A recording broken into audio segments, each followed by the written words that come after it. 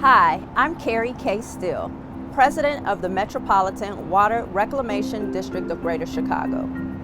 We are the agency that treats wastewater and manages stormwater for the Chicago region. We were created in 1889 to protect the source of our drinking water, Lake Michigan, and we've been on the cutting edge of innovation ever since. As a leading environmental agency, we are now recovering valuable resources from the water we treat.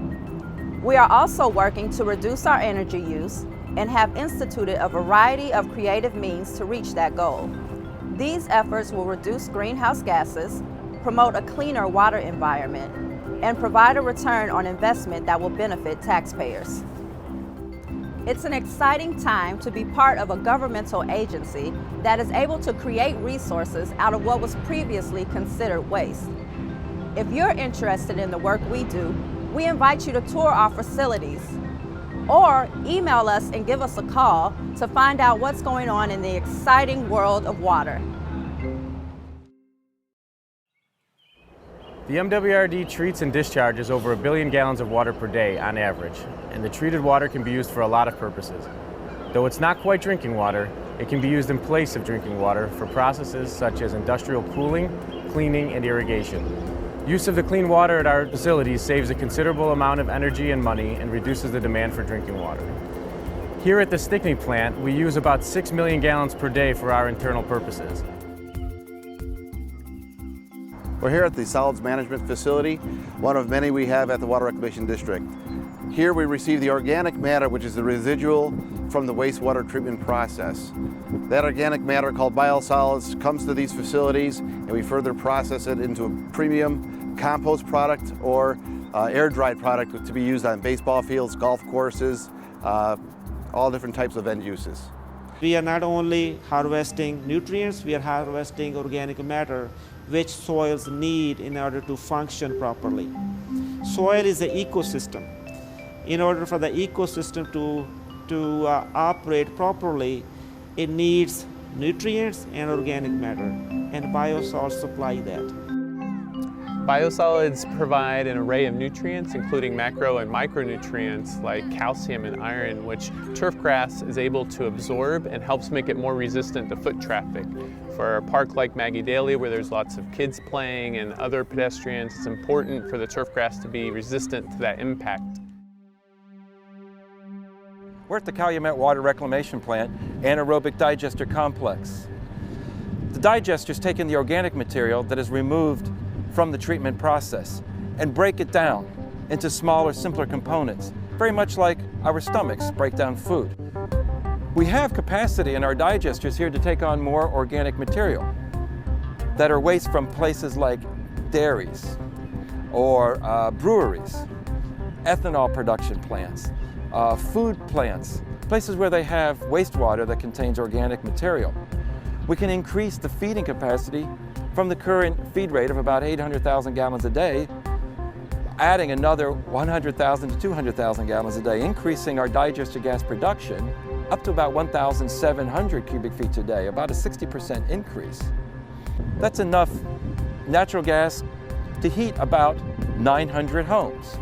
Or, because it's going to be turned into vehicle fuel, that's enough compressed natural gas that's the equivalent of about 11,000 gallons of gasoline per day. So that's roughly enough to power 20 cars for an entire year. We are currently in our phosphorus recovery facility, the world's largest of this type. The district had realized that phosphorus is a non-renewable resource out there that is slowly dwindling within the global economy. Currently, most of it is mined as phosphate rock out of Morocco. Next 20 or so years, that commodity will no longer be there, and without phosphorus, we don't have life. By removing this phosphorus, not only do we remove it from our effluent, which is going to our receiving streams, by doing that, we improve the quality of the receiving streams. So in addition to that, we'll be recovering a fertilizer type product that'll be able to be utilized in place of regular fertilizer. It could be used in nurseries. It has a good potential as a slow release fertilizer. So like another source of phosphorus or nutrient contamination to the rivers and waterways is from runoff. The benefit of a slow release product is it's not releasing phosphorus unnecessarily. It's releasing only as the plants are drawing it up. So it's being put to the right use. I'm at the greenhouse research facility at the O'Brien Water Reclamation Plant, where we're doing research on using algae to uptake nutrients from wastewater.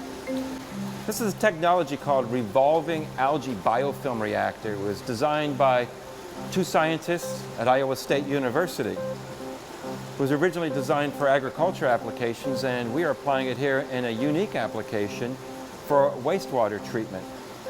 The wastewater contains nutrients, nitrogen, phosphorus, which algae needs to grow.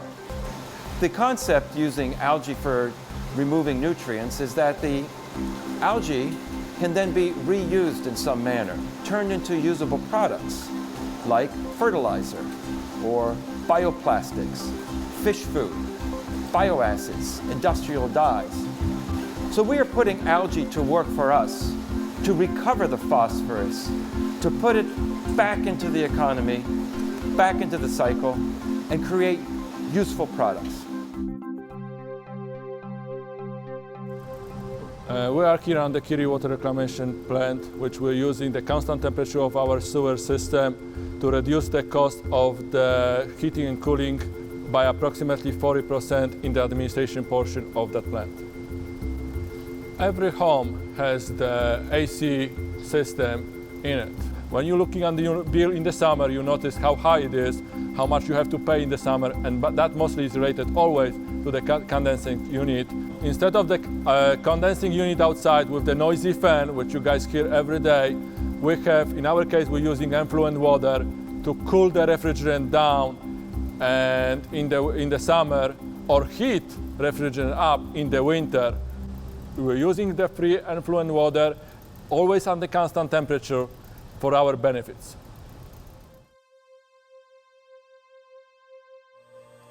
Here at the Lockport Powerhouse, we've been generating clean hydroelectric power since 1907. The Lockport Powerhouse is located about 35-40 miles from downtown Chicago. It's at the end of what we know as the Chicago and Sanitary Ship Canal. The building itself, the powerhouse itself, stretches most of the way across the canal because we are also a movable dam. We have gates here that we use for flood control or water diversion. We have 9 gates here that we open periodically during a storm event. The reason why we have the Lockport Powerhouse located where it's at is because there is a 38-foot differential between where the water enters the powerhouse or the turbine chamber versus the discharge side, which is the tail race or the backside of the powerhouse that leads to the Des Plaines River. The renewable energy that we generate here is good for our environment and the economy. Solar hot water system at Egan used to reduce the energy cost in the amount of $12,000 per year, and we use this energy to heat our water. The whole purpose of the project to bring the green technology to the wastewater treatment plant. The solution is being heated here. That antifreeze solution is being heated here, and that heat is later on goes downstairs and transferred to the other loop which has got the hot water tank. So we are gaining 2 things, one is reducing the carbon emission, plus we are saving some money. Our efforts to recover resources and transform water are possible because of a wide range of skilled professionals. Our staff is key for the success of new projects, and they are vital to our daily operations, ensuring that our natural resources thrive and the Chicago region is a better place to live. We are improving water quality in area rivers and streams while protecting more than 5 million people from flooding. We are always looking for talented professionals who share our passion for innovation and quality service.